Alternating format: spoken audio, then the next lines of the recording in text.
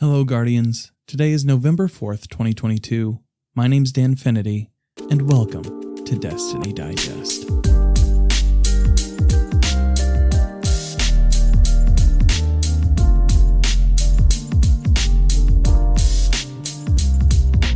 Thanks so much for coming and hanging out with us every week.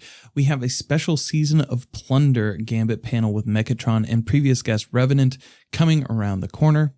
On a personal note, I just became partnered with glasses maker Gamer Advantage.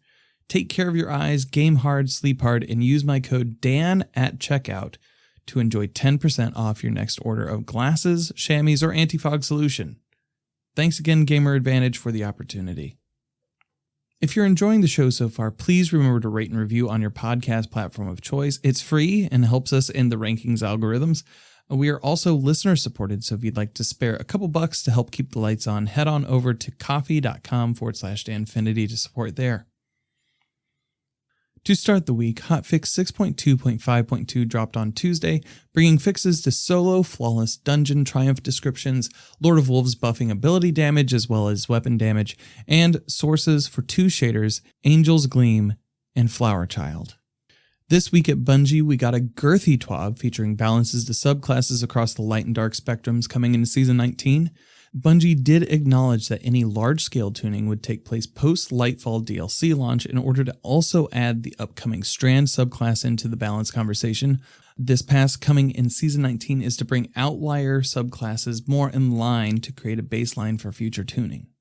There were a lot of notes, there were a lot of descriptions, and a lot of numbers flying around, so right now we're just going to go ahead and hit the greatest hits. Restoration, both ×1 and ×2, will see their healing rate reduced across the board and will no longer stack with Healing Rift, instead prioritizing the stronger healing ability. Both Golden Gun and Blade Barrage will take a hit to the knock 'em down aspect, further refining the power fantasies as well as reducing uptime for Deadshot gunslingers.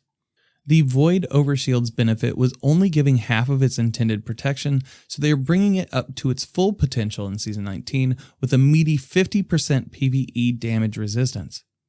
Warlock's Vortex Nova Bomb sees a buff to compete with Cataclysm, and Hunter's Shadowshot Deadfall Anchor lifetime was increased over Mobius Quiver, with a special note that Deadfall will be a more attractive option after Divinity gets a planned damage bonus nerf.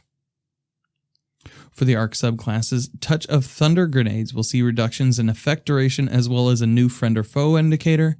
Titan's Ballistic Slam will get a buff in PvE, and Warlock Arc Souls will get a significant buff to make them more competitive in endgame PvE sandboxes. The Warlock Super Chaos Reach will receive a 1 minute and 45 second reduction in base cooldown as well. And finally, on Stasis, we will see an increased movement speed penalty while slowed by 10%, and the Cold Snap Seeker grenades will now adjust their trajectory to find foes half a second after creation. In Dungeon news, Friday, December 9th at 9 a.m. PDT will be the release date for the new journey, with more details to come. And for a full rundown of the TWAB, please visit the show notes. Quick shout before we move on to our panel this episode, be sure to check out this week's PvE Podcast vs. Enemies episode with featured Bungie Weapons team members Vivian Bex and Chris Proctor. A lot of excellent insight, as is to be expected from a Destiny Massive Breakdown show, and one you won't want to miss if you're interested in PvE endgame. Now, on to the Season 18 State of Gambit panel with M3ccatr0n and Revenant. Last week, I posted a thread about Gambit, and mainly my frustrations with Gambit as a mode, and especially as one of the core playlists in Destiny 2 right now. And so I was like, they should make it like Iron Banner. It should only come around like once or twice every season, and then you're done with it. Like it's a whole thing. That spawned this is like a sizable reaction, especially amongst folks who are very passionate about the game mode. And when I thought of people to invite, I thought of Silver and Rev immediately, just because like I've seen you guys be very vocal about it in the past. Silver, sadly, like while we were trying to move mountains, we sadly weren't able to get the mountain that Silver had to walk over. So she'll be invited for another panel sometime in the future. But in that, we have M3ccatr0n. Hi, M3ccatr0n. Thank you so much for joining. Thank you so much for having me. I appreciate it. Absolutely. So what we're going to do here, first things first, why don't you guys introduce yourselves at the start in case people don't make it to the end of the conversation? With who you are and where they can find you on the internet. Mech, let's start with you. Okay, hello. My name is M3ccatr0n, if you haven't heard that already. Well, first things first, I play a lot of Gambit, as you can tell, since I've joined this conversation. I've been playing Destiny 2 since about 2019. Unfortunately, I did not start with Destiny 1, but I love the game nonetheless. Mm-hmm. Gambit was actually the game mode that I felt like I was starting to get confident with the game, but either way, you could actually find me on Twitter at M3ccatr0n. Same thing for Twitch as well, but I am currently on a hiatus, just taking care of mental health. But hopefully you see me back soon, but I'm on the game almost daily. Heck yeah. Rev, what about you? I just live on Twitter, mate. Like, I don't stream, I don't do YouTube content. I'm just on Twitter. So Yet. That's all. He says that now. Eventually he'll do it. We're not doing that here, mate. He'll do it eventually. Just give him time. Yeah, slowly get him into it. Just implemented it in his mind. Hey, man. So stream. I guess the promise of Gambit in 2018 was that it would be a game mode and a playlist that would bring with it the best of Destiny 2's PvE and Destiny 2's PvP. And I was at GCX 2018 when it was live, when they tested it there and they showed a bunch of people there was lines 6 hours long. I didn't play it there because I was like, I'm not spending 6 hours while I'm at a convention just out of town to wait in line to play Gambit. But I know reactions there were very positive. I think they might have had limited weapons and loadouts for it going into that. And so when 2018 came around, it was kind of like a huge deal. There were four maps. I believe there were four maps initially.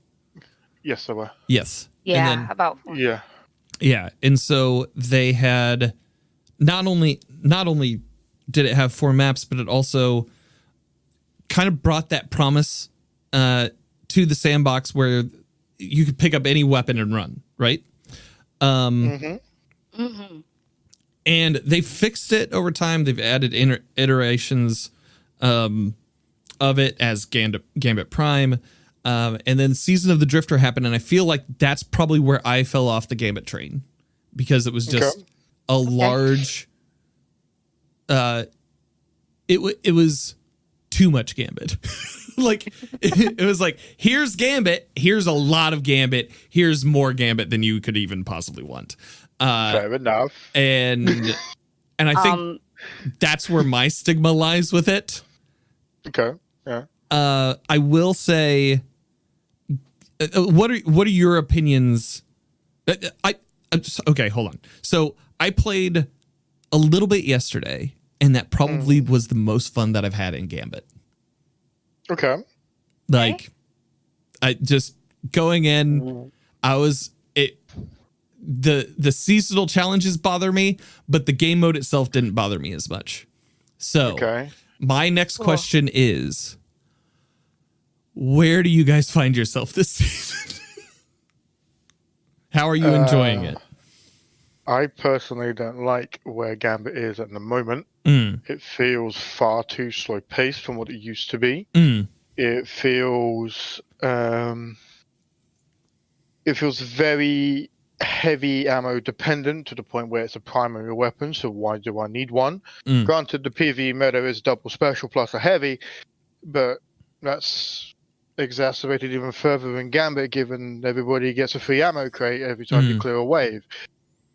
And when you send your invader over, trying to get for the hard way, which was a triumph, is pretty much impossible nowadays, because you get two tapped by a Xeno, you get parasited, you got Thunderlord, you've got first portal goldies or T crashes to contend with.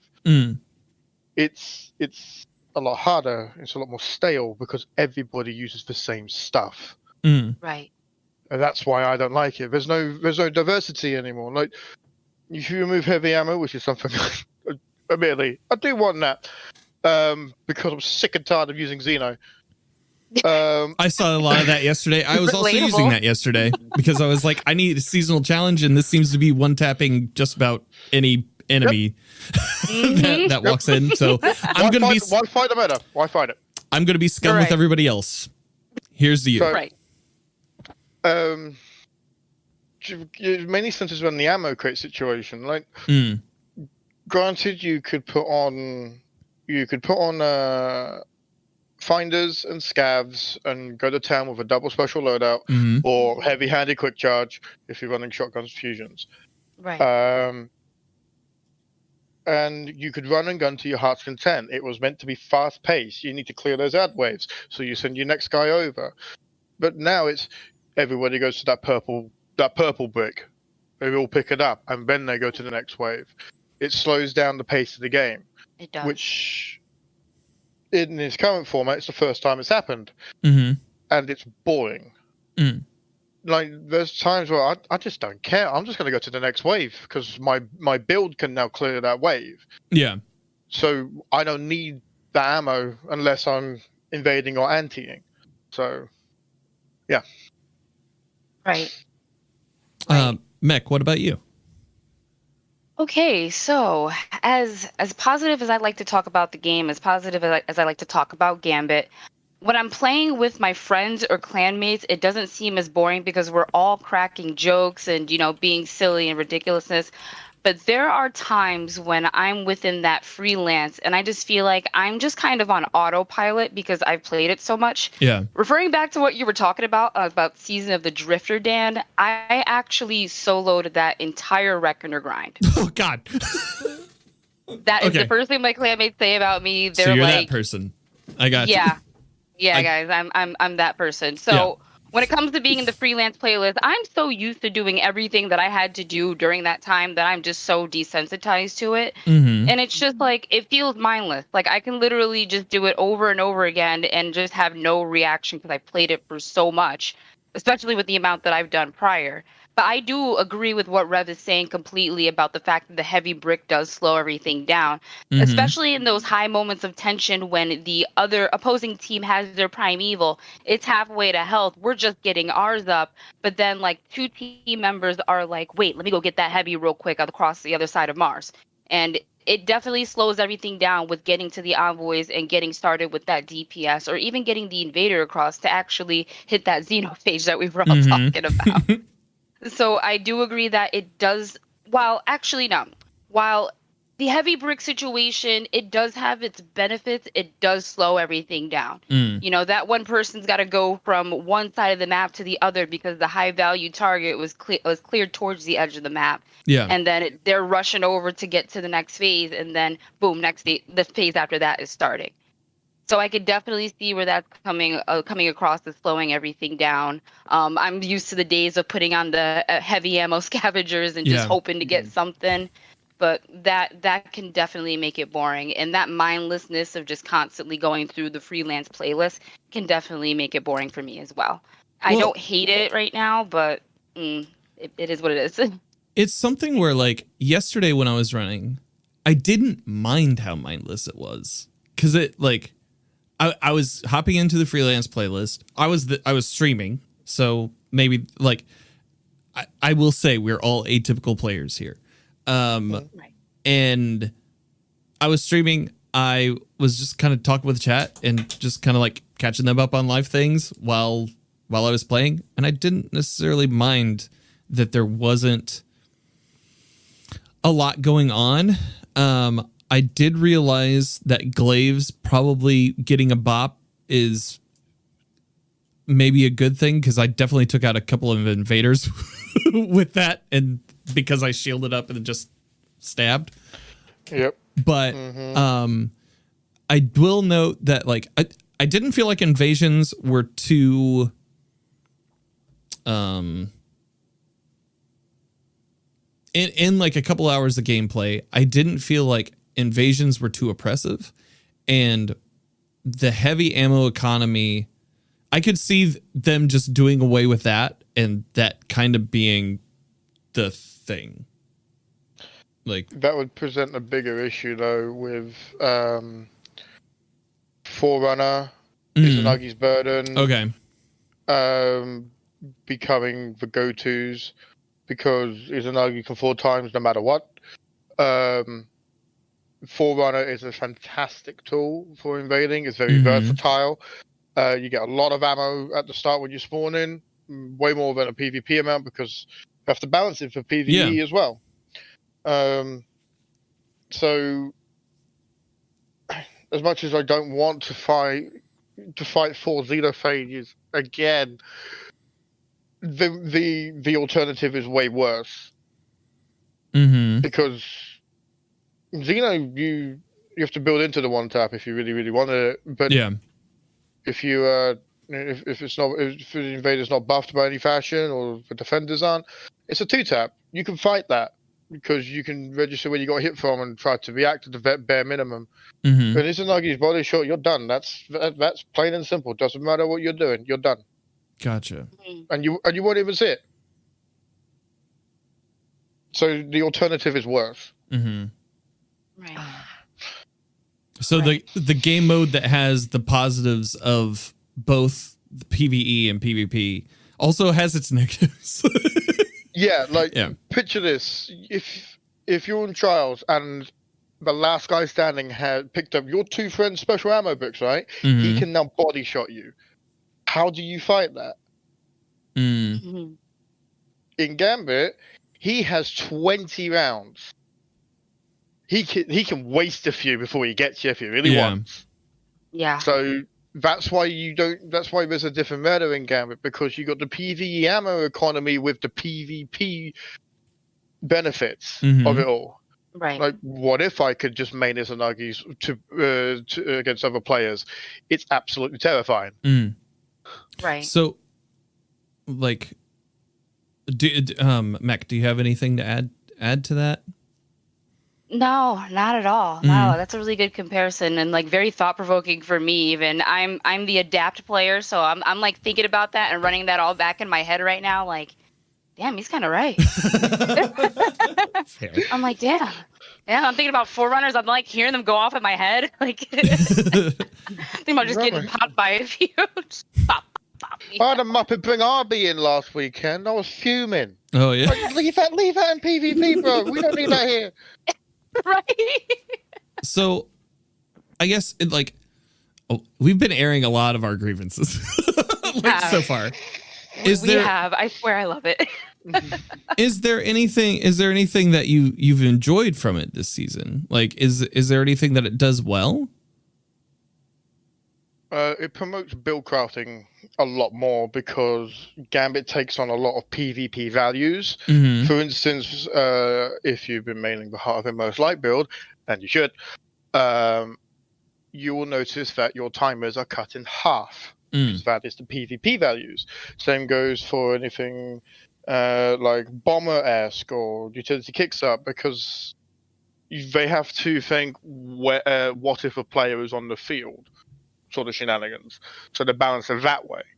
So it's good to see like some PvE builds pushed to the limit a bit by having the timers cutting half, or their ability values cutting half. That way you manage it a lot more, and you actually get a greater understanding of what your build can do and its strengths and weaknesses.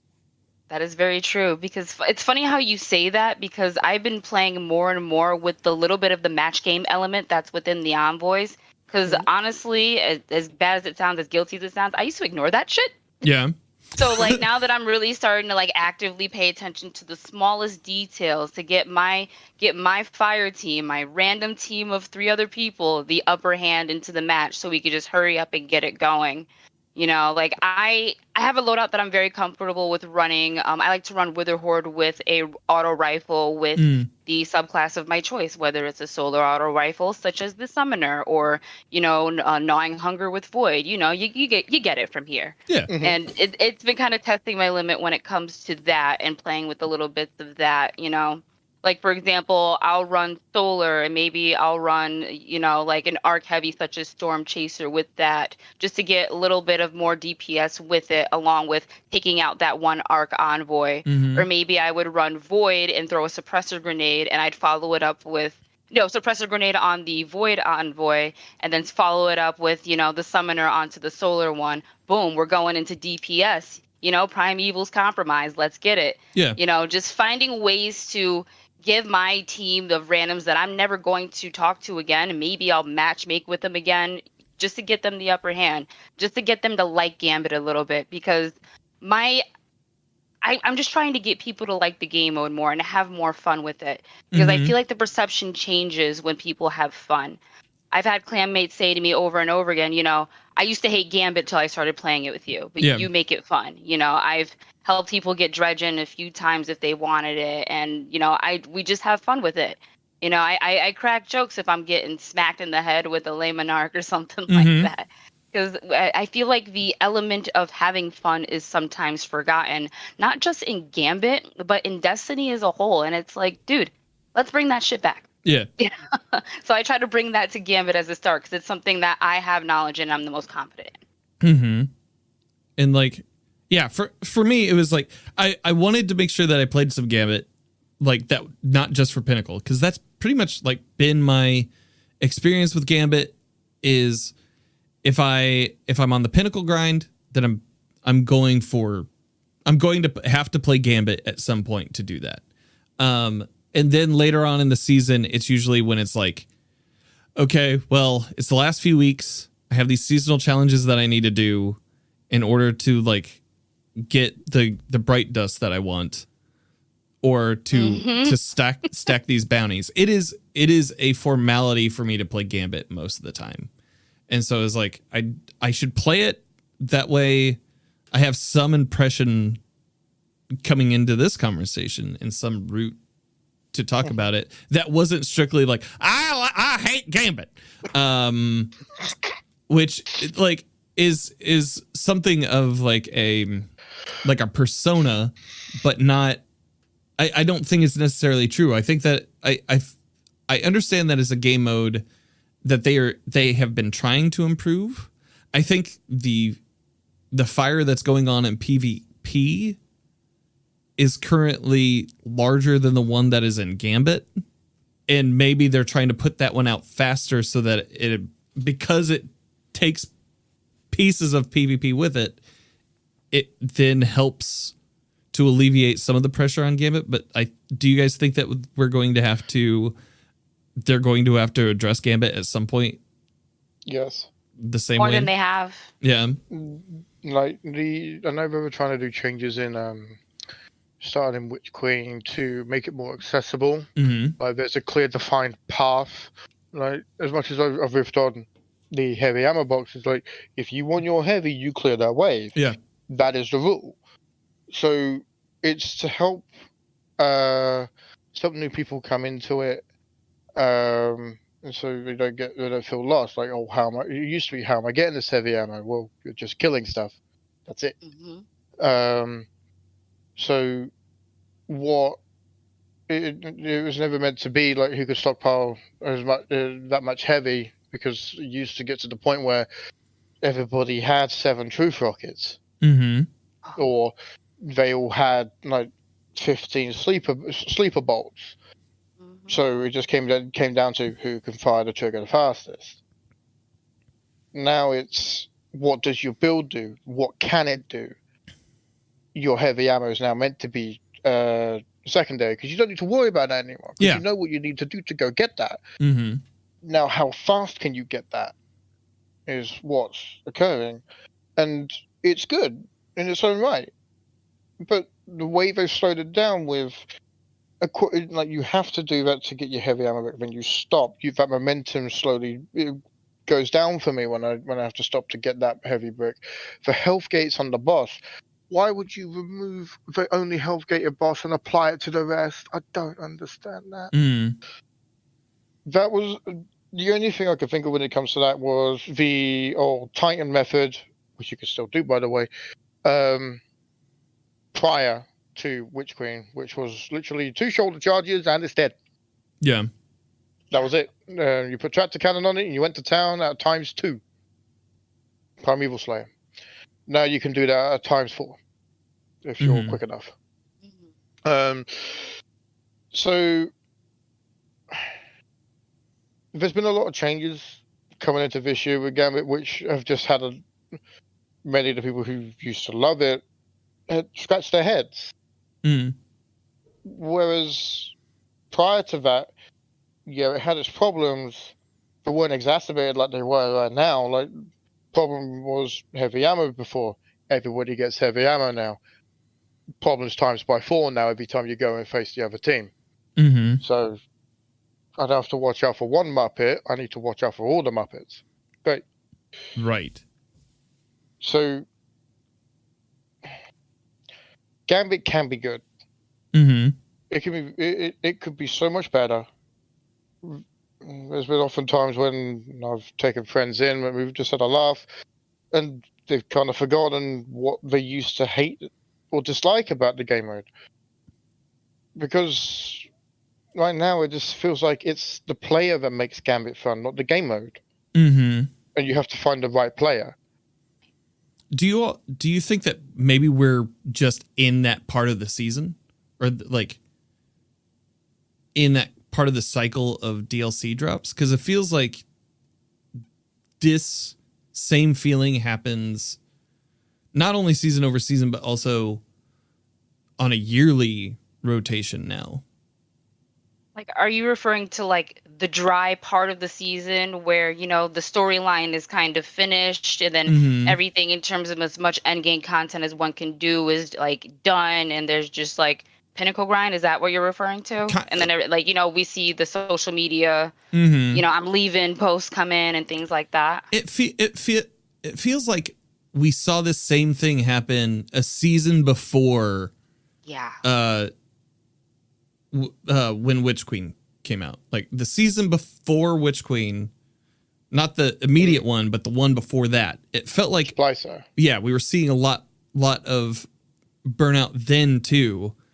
Then going into that season, and then DLC drop. There's a whole bunch of stuff to do, and that kind of reset the button a little bit. Do you feel like Gambit kind of is suffering on that cycle too? Or maybe I'm not asking that question correctly. Like, it's like, obviously we know about the PvP community not having a map for almost 500 days, I think it was. Gambit hasn't had a map since Prime. I've been waiting to bring this up, Rev. So we've had maps taken away. Like, granted, we had 7 maps in Gambit and Prime combined. They take away 2 because, and I still remember the time, like, it was due to popularity. The popularity was Prime was better, so all the Prime maps stayed. We had the Forsaken one, and the Dreaming City one. Both leave. Both are actually really good maps. And they offer surprise routes for both defender and attacker. So the fact they took them away, well, still kind of stings. The fact we haven't had anything else since still kind of stings, and all we had is rule set changes. But then they've added like mild match game onto the envoys. They've health gated all the primevals. They've made heavy ammo abundant for everybody, so long as you clear your waves fast enough. They've lessened the invader portals, so now you have to make them count, which is good. Invaders do have the capacity to turn a fight around if done right. So, admittedly, I do miss the days of just being able to just swarm the other team with invasions. I miss those days; they were fun. But you have to make these 2 invasion portals count. One of the changes they did make, which I do like, is when the primeval is spawned, it takes away the invader portal for that team. That is a fantastic idea, because then it stops the snowball effect of really good teams permanently keeping the other team down when that's not needed. Right. So every team deserves to catch up, and if you're good enough, you deserve that dub, even if you come back from a really hard spanking from getting 4-0'd. So that's one of the changes that I actually do like about Gambit, but the rest has been head scratches and where's any new maps? Like, there's some that could have been done in the Splicer domain. There's some that could be done in the Witch Queen's domain. Hell, even the Moon. Yeah. That we just don't have. Right. Yeah. Go ahead, Beck. Circling back to the whole map thing, I still grieve to this day about the Dreaming City map, because that was actually one of my favorite maps. It really cool. like, tests your thought process, whether, regardless of whatever role you were playing in Gambit, it gave the nastiest amount of range if you were invading with a sniper, and that was just awesome. But if you're at a late night and you're playing and you're half asleep, you jump through the wrong portal and you're in the wrong section, it could definitely fuck you up. Yeah. Because we have no section. Invaders here, they're right in front of you. It's like a horror movie. But back to the whole maps thing, we haven't had a map in so long. Like, I feel like by the time we get a new map, I'm gonna become a skeleton. But I really wish that we got a new map. Can I just say that I was a little let down when Beyond Light came out and we did not receive a map on Europa or anything of that nature. Like I was hoping for something like that. I was hoping for even getting a Witch Queen map. We didn't get that. And I didn't think about the Moon, but God, imagine having a Gambit map on the Moon, like in that Starlit Keep area. Just like that would be the sick. thought of just, just... It's right there. It's right there. Or even having it in a similar area to where the map is for Crucible's the Witch Queen map and Crucible, the Throne World map. Sorry. Like that gives so much. That would give so much more to Gambit and keep it exciting, because Mars within lore was gone by the pyramids. Was did away by the pyramids.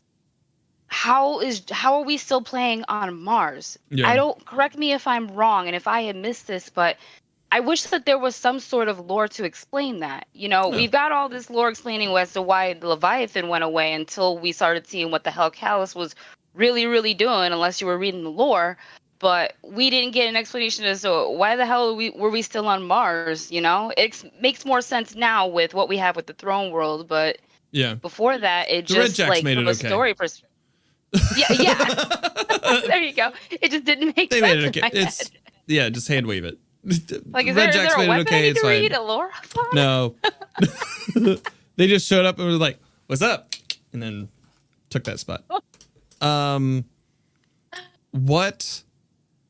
So, we got a little bit into strategies there. There was a question that was from Witty. Kev. He says, Gambit is one of the few modes that is in a better state than it was a year ago. I'd like to hear strats to enjoy freelance and make the most of the mode, whether solo or with a fire team. What strats or like tips would you give to people in this current state of Gambit to have a successful time? Send the invader. Forget your 15 modes. If that bar is touching that segmented side of it, send the invader. That's the biggest blocker you can send. Send the invader. Please open the portal. Okay. Mech? Yes. I do agree. If you're playing with a fire team, definitely send the invader when you get that 40. Like, don't wait on it. Don't wait, especially if you start to see that cute little gray bar start to really get bigger and bigger, because if somebody's not going, within a moment, you're going to start hearing broom, broom, broom, broom. Like, the invaders come. Their invaders coming. They're going to take the upper hand.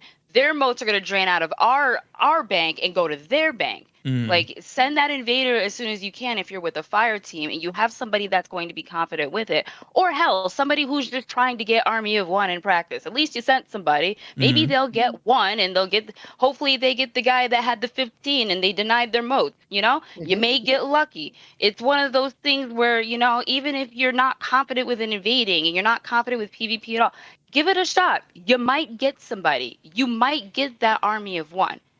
Now, as far as solo goes, have a loadout that's definitely going to have clear ads. For example, circling back to what I use, the Wither Horde and Summoner that I typically use, or the Wither Horde and Gnawing Hunger that I use. That Wither Horde is going to clear out those ads, for example, those Thrall that are running at you, because they're just going to into that hole. Not to mention Wither Horde doing the damage that it does on Taken, that's already an added plus. Just having those constant pools of blight in random places definitely helps you just start to get those running kind of ads at you. Or if you're good at doing the direct hits, that's something that is outstanding. But if you want to play more role-based, you have those people that play role-based, definitely do that. Have fun with it. And of course, have good communication, because we're all gamers here. Hello.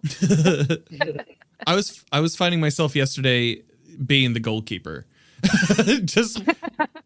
I would grab I would grab moats occasionally, but for the most part I was like, all right, I got this glaive and I'm just gonna get to stabbing right here by the bank. It's gonna be great. And so I just stabbed away and it was fantastic. You're already a sentry. It was a lot. It was, you know what, I should have gone for that. I don't know if I did that back when those were available, but goddamn, that was a lot of fun. I don't just like playing Gambit in season 18. I just love stabbing. Any other tips and tricks? You essentially want a build that can do the majority of the work. So for me, that's Caliban's Hand. The reason why is because Marksman Goldie is objectively the best super to invade with and anti with if you really need to. It's a hit scan super that can dome you no matter the distance. So why not? It doesn't matter that you can float across the map with a Dawnblade. I can clip your wings before you even notice it. I use Chill Clip Fusion or 1-2 Punch Charlie, depending on what I want, because 1-2 does actually work with Explosive Knife. I've got a Healing Nade for myself and teammates if need be. I run Xeno for anti and invader purposes, and currently I'm running Brigand's Law with Volt Shot, because jolting a target is stupidly thick damage, and you should do that. This build generally allows me to do everything all at once if I need to. I can clear waves in the blink of an eye with Caliban. I can get an invader or spawn because of Xeno or my Goldie, and I can invade because of the same reasons if I need to. Yes, Xeno for invading. I hate it, but it gets the job done, so why not? Well, you can't beat him, join him. Yeah, you have that. You also have the seasonal challenge that is like, hey, use machine guns here, and it kind of plays perfectly into. I rolled my eye so hard at that. Well, we were talking about it a little bit yesterday. It's like, while I may not play Gambit all the time, I may actually play it more next season. But the inability of the seasonal challenges to take into account what you've already done for those that late in the season feels like certainly FOMO-y, like more so than some certain of the PvE ones that I tangle with. It definitely feels like, hey, you should play Gambit now. Gambit for the next 3 weeks. Like, in order to get these done, right? Yeah. What are your guys' thoughts on that? There are some challenges in Gambit which, like hey, go and get a bunch of LMG kills in Gambit. What's the best weapon for Gambit? Oh, it's Xenophage. Great. I think the reason why they put that in is because of Thunderlord, actually. That would make sense. Yeah. Thematically. And if the seasonal challenge, obviously the seasonal challenges are there for the season. You never have to do them within the week. I mean, I'm a muppet and I do them in a day because I'm a Yeah, Muppet. because you're you. Yeah. But I wish there were more they were way more team inclusive. Mm-hmm. Like the Threader bounties, some of the seasonal challenges are team based. I wish they were way more like that. Mm-hmm. Especially if they were like, hey, get a bunch of kills. Like by means up the threshold, but if it's 4 people like going for that, it's going to get done a lot faster. Mm-hmm. Gambit doesn't really have the best of impressions on people right now, so why are we making them play it? Mm-hmm. Like that doesn't seem fair to the player's time versus their opinion. Like, even I'm reluctant to enter Gambit in some days, and the other day I was bored and I went into freelance and just started invading.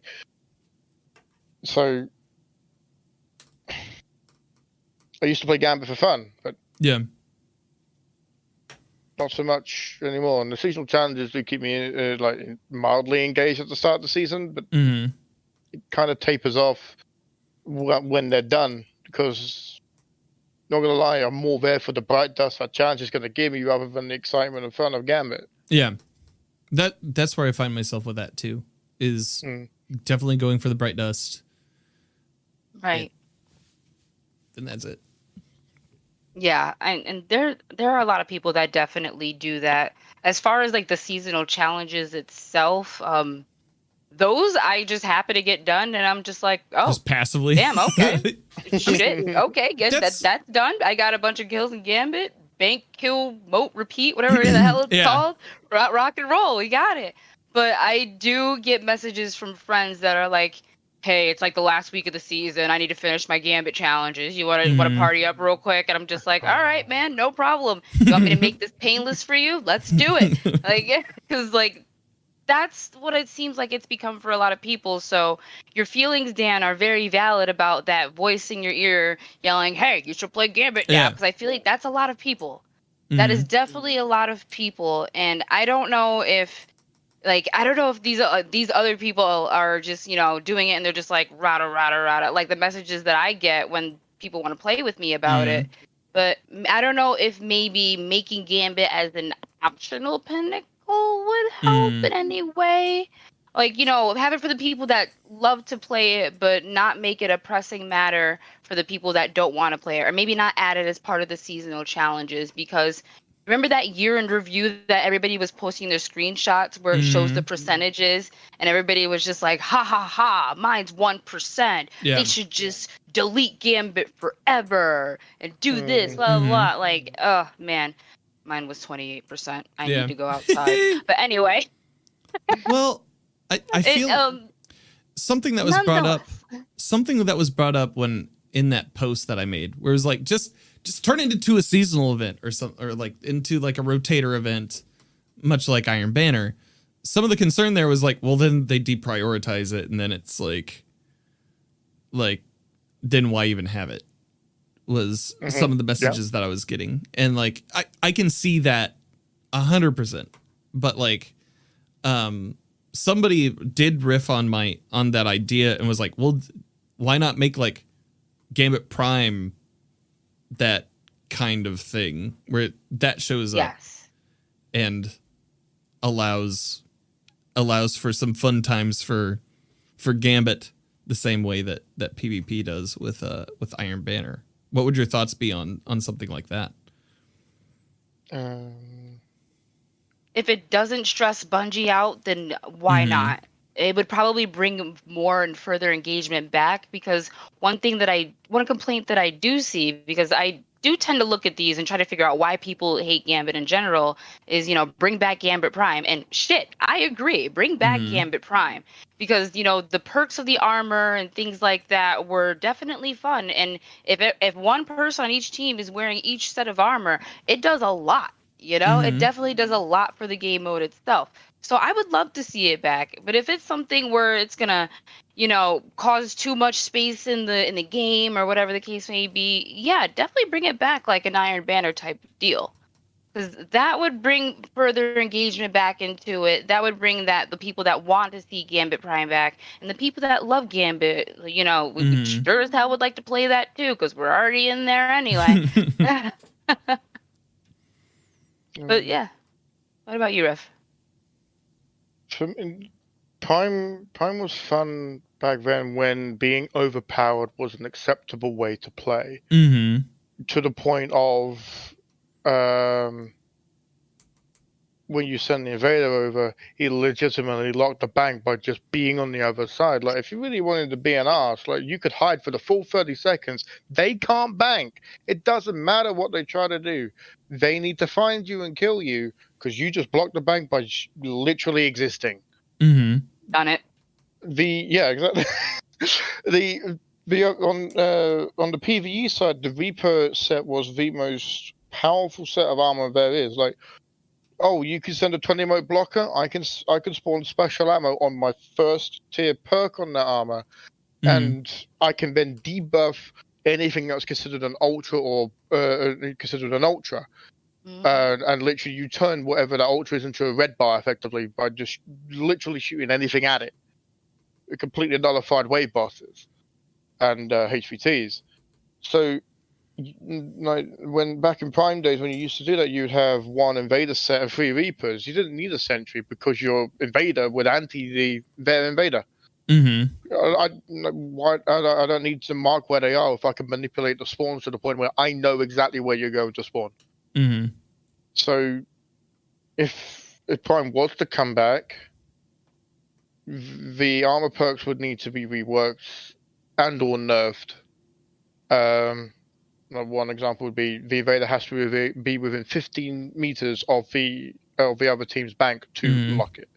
That way, if it is locked, you know exactly where he is, which is an invader's greatest strength, is trying to be unseen. The moment you know where they are, that's it. They've got no tricks left up their sleeves. Right. You know where they are. Go and hunt them down. So Prime was fun. Prime was also overpowered. Prime had a lot of health gates. So having the 30-second burn phase was interesting as well. Like, you had when you killed the envoys, you had your little timer that started in that pool. Oh, that little pool, And you did whatever damage you could on that, and then you went on to the next. You get your new stacks of Primeval Slayer, and you carry on with an increased damage multiplier to it. So we effectively have that now with how the envoys are. Like, they all spawn at the 3 fronts. They give you your next tier of Primeval Slayer, but it only goes up in increments of 2. Like, you can't attack a Primeval 1, 3, or 5. Game doesn't let you. Right. Whereas you could do that before. Right. So it's it's a bit of a conundrum. Like, having Prime, it would be. I think it'd be a lot more. It would be a bigger headache than what it's worth to try and bring Prime back without even considering nerfing some of these sets and bringing them in line. Yeah, there's definitely going to be like a double-edged sword when it comes to that, especially with how much the game has evolved now since Prime had come out. And that may not be a double-edged sword that I'm willing to deal with from a solo player standpoint.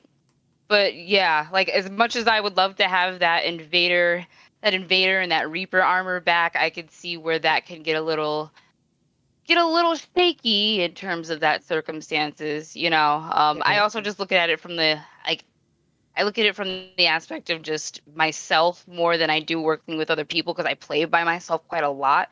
But in terms of, like, seeing how that could definitely make a team more overpowered than they should be, would definitely get frustrating for a solo player like myself, who can't always have that communication of having those other people take on those other roles unless I get the luck of the draw within the freelance playlist. Yeah. So, I mean, even if they were to bring Prime back, they wouldn't be able to do it in freelance, because that, on top of it being overpowered and having to nerf some things, because that would just be a kick.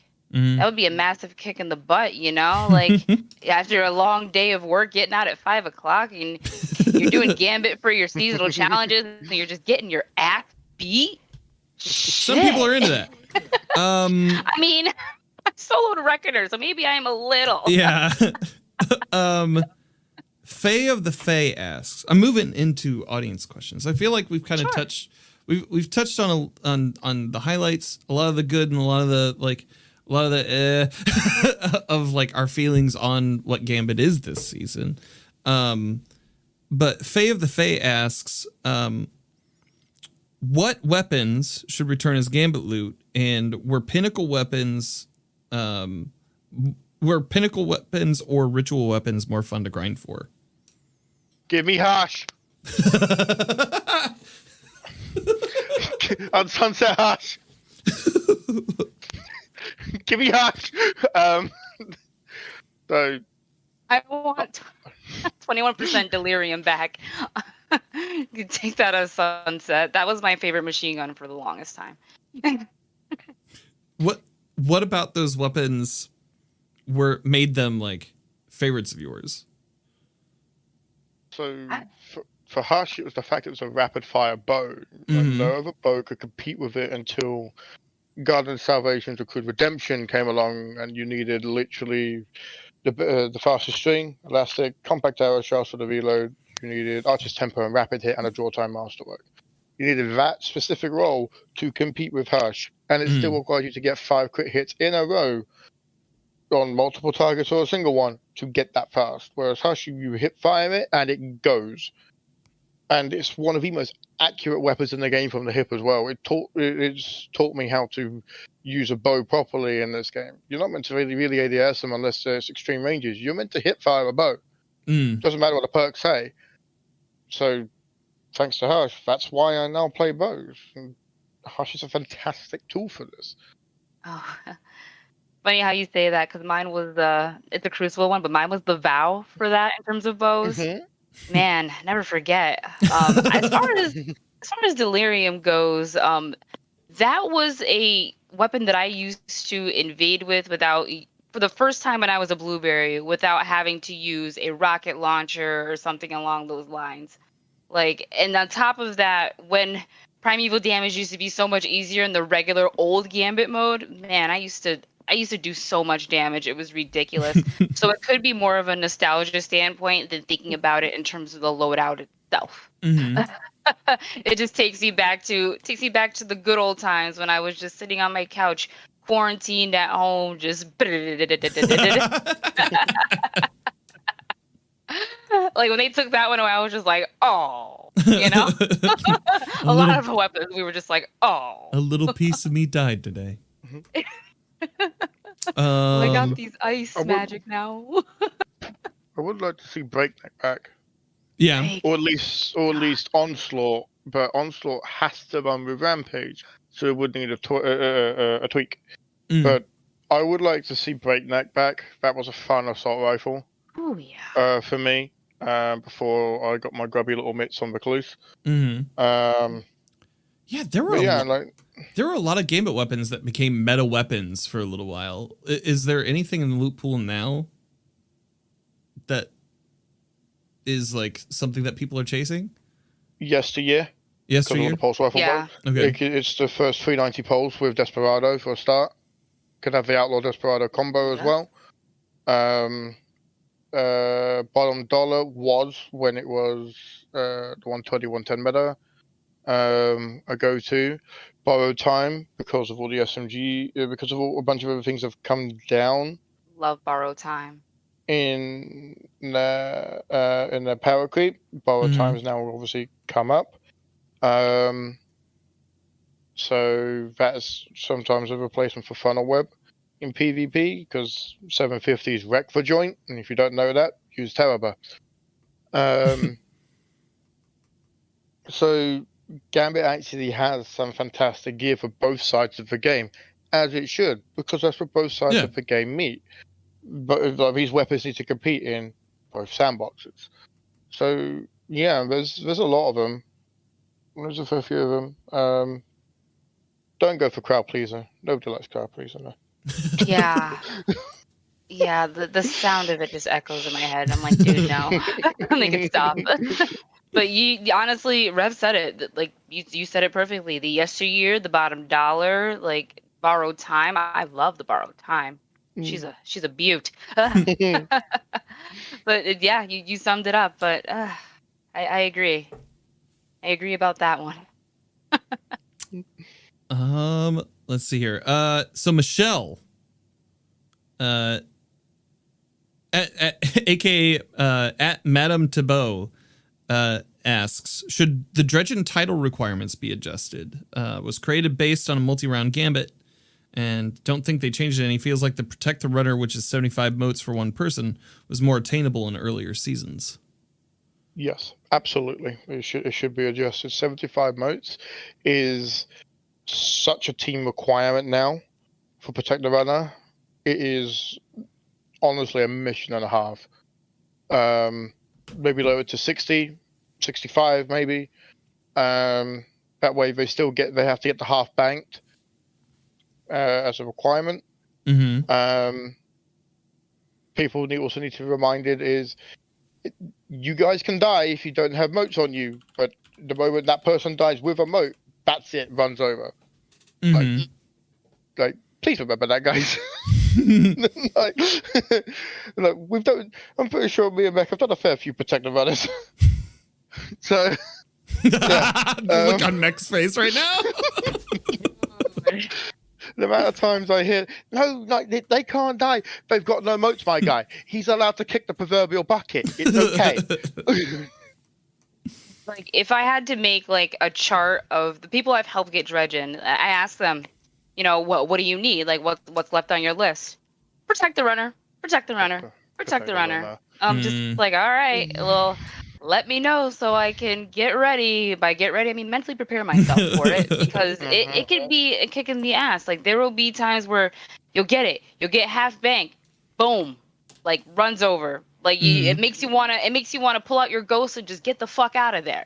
Like it's like, oh my god, when you do it so many times and you finally get to the point where you die, it definitely sucks. Yeah. But maybe like still keep that, but I would say still keep something like that, but drop the number down. Maybe I don't know. Drop the number down with that, because 75 is definitely not as attainable as it used to be, especially with going up to 100 now. I think in regular, I don't know if it was in like regular Gambit as to when I got that one done for the first time, but I definitely got it done before any changes were made to the game mode, and doing it for other people is definitely. I could be here sweating. If I don't get it. I get a half bank. Like I'm lucky nowadays. I get more massacres than I do half bank. I just like stabbing. Fury QED asks, do you think having a constant portal open when one team has a primeval and the other doesn't creates issues? Absolutely. Yeah. Just like you are meant to have a catch mechanic if you're behind, hence why you can invade whenever the enemy primeval is up, you should also be punished. Granted, the meta is not really favorable right now. Yeah. But you should also be punished if you mess up the invade. Your objective is to go and hunt down 4 Muppets, and you have wall hacks to go do so. You have the tools to do it. So 1v4. If you fail to use your tools correctly, then why should you be allowed a second chance immediately? That shouldn't be the case. Granted, I think there is definitely some bugs when it comes to the portal at the moment, because it's meant to be 40 seconds between each invade. But sometimes it feels a lot faster, especially when you fail an invade. It feels like it's more like 25. But sometimes there appears to be an overlap of portals where it will never open up again, even after a successful or failed invade. And that's it. Like the invades, as I said earlier, can turn a fight around. They can stop a win. So having that option to constantly just keep on going over, that's not on, because how is the other team meant to win if they're constantly fending off that Muppet with a Xenophage? And when he's out of ammo, they send the next guy full of Xenophage, and so on and so forth. Like, a Gambit game is 15 minutes, I believe, before it goes to time. So if you really want to, if you really want to be in a Gambit game that goes to time, be my guest. That portal can stay permanently open then, because that's what will happen. That Primeval's not going to die because you're going to keep fending off the Muppet that keeps rocking through. And I feel like right now, like the game gives enough chances for the fire team to catch up. And it's like, why would the portal need to stay open? You know, I agree with what you're saying, Rev. Like, you know, if you fuck up that invade, that's it. That's on the team. That's on you if you're solo. You know, like they shouldn't be given that much of a chance to constantly invade, because like you said, you know, the fire team on the other side is just fighting off that one Muppet with a xenophage. You know, and on top of that, it takes one person away from DPS on the other side. And while it could borrow more time for the team that's struggling, it's like, you know, you're given enough chances as it is.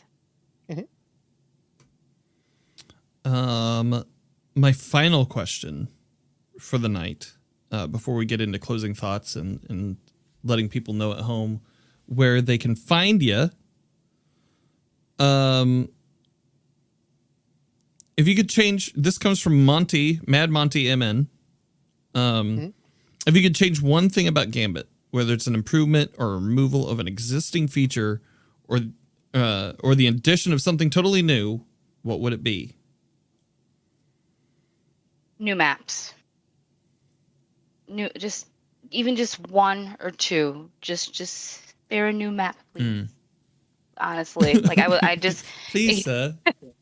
Please, sir. We want some maps. Can I have some Europa, please? Yeah. Can I have some Throne Wells? I'm so sorry, Rev. I'm so sorry. Anyways. Sorry. We love you. But honestly, new maps. One or two, if that.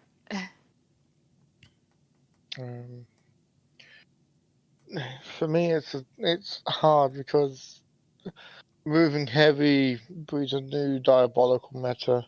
Moving health gates means that really organized teams can melt on a ×2 again.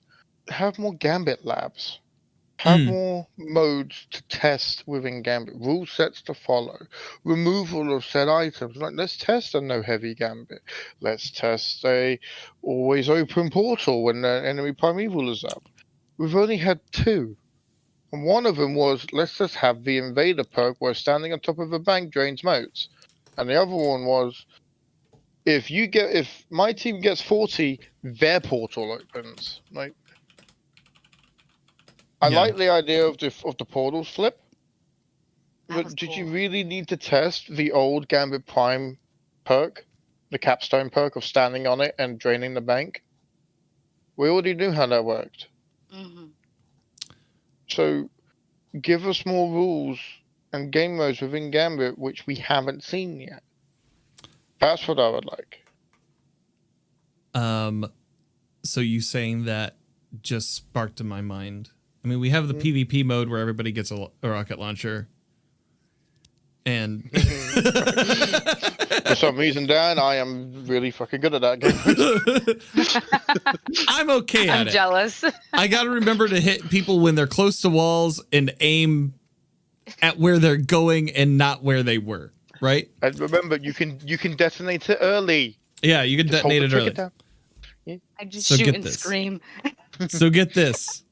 What about that for Gambit? Listen, Dan, I'll take my check in the mail.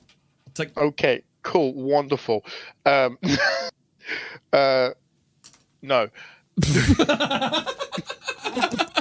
Like, imagine a Gambit mayhem. Oh man. Oh, so no, fun. Not Gambit mayhem again. I'll just stick on my Gallon Ores and call it a day. I remember those times. Oh, Lord. Just the thought. It's squishy. Oh, I'm going to be thinking about that all night now. Thanks. So, we'll get into some closing thoughts here. It feels like we enjoy the game mode in our own ways. Some of us more than others, and some of us see real promise in it. What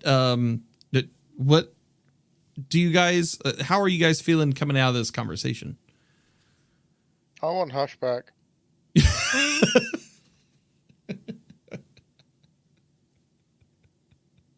I'm feeling pretty good.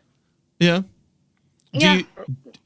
Do you feel like in season 19 we'll see anything that will change your opinion over season 18? Nope. Mm. I kind of feel the same coming into this as I was. So I'm passionate about the game mode, but it's been forgotten for so long, and it feels like every step taken has been backwards. Like, I really want to like the game mode. I want my friends to enjoy it as much as I see potential in it. But it's just not there. Like, it could be a really competitive game mode, because you actually can get a comp ban that can affect your PvP by exiting 2 games of Gambit. Why is that there? Like, if you want it to be competitive, then where's the fast-paced nature of it? Yeah, that seems to be a lot of the questions surrounding like things this season. Like, the PvP aspect aside of that, like it doesn't add up. It's never added up for me. Like, you say it's competitive, but the aspirational loop behind it didn't match the meta. Mountaintop hit its mark because it was a great launcher that pointed exactly where you wanted it to go and could kill in one shot. Recluse was absolutely diabolical. Revoker returned around to you, like rewarded you for being an ass with a sniper. Means you could be more reckless with it. Hush, as I said earlier, it taught me how to use a bow at least. 21% delirium was just that it was delirious. And I want it back. It is fun. Breakneck was, I feel like, an experiment, and a good one at the time. But that's all they felt like. They never felt like the pinnacle of Gambit. Apart from maybe 21%. I'll give it that, because knocking down 3 targets for permanent damage buff for the remainder of your mag, probably being roughly about 150 rounds at that point, that's nuts. Pretty sick. So, yeah, like that is a wonderful combination, and I hope we see that more often. So yeah, I hope Gambit gets some love. I hope we get maps. I hope we get more experiments. I hope we get no heavy, please. But it's been so long that hope's kind of died, and I'm just playing it because I just find it fun to mindlessly go in and do something I'm good at. That's it. Right. And I agree with you. Gambit can definitely be great within its game mode. And honestly, conversations like this are really great because I feel like, we're having a conversation about the things that can be improved, the things that we're kind of not liking at the moment. But we are talking about the things that we're having fun with. We're sharing laughs about it. It's not a totally negative conversation. And I feel like if we're going to do anything at all to, talk about it on social media and talk about changes made to Gambit, have maybe more conversations like this need to happen. I think more of the people that love Gambit, instead of, absolutely hating Gambit, could definitely have these conversations more and talk about what needs to be changed. And maybe, just maybe, that will be heard. Maybe that will be heard by that one Bungie employee that's on Twitter that one day. Maybe it'll come across their feed. Having these constructive conversations instead of just saying delete it, I feel like would cause some sort of noise, if any at all. Like, the meme of the mom in the pool, and she's got the kid, and the other one's just like drowning, and this is like making that face like help. Like, I feel like we're the one that's going help, but we're not loud enough, Or maybe we've got to be a little louder than we have been. But the ones that can say it with constructive criticism instead of just saying put it in the DCV. Yeah. So I feel good about this conversation. I feel heard. Thank you. Absolutely. Now, where can people find you on the internet? Mick, let's start with you. You can definitely find me on Twitter. That is M3ccatr0n. Same thing for Destiny. That is my name on there with a bunch of numbers. If you really want it, just let me know. We could play some Gambit together. Same thing goes for Twitch. But again, I am currently on hiatus, but I'm sure the internet will be notified in some way in regards to that.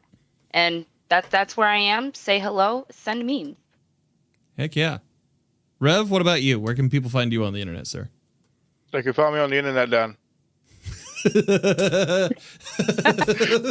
They can find me on Twitter if you want. It's Revenant5333, if you so wish.